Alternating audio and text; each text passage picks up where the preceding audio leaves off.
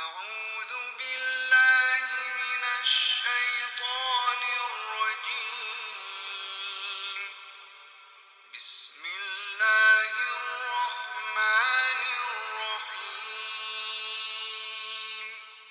اقرأ باسم ربك الذي خلق، خلق الإنسان من علق. اقرأ وربك الأكرم الذي علم بالقلم، علم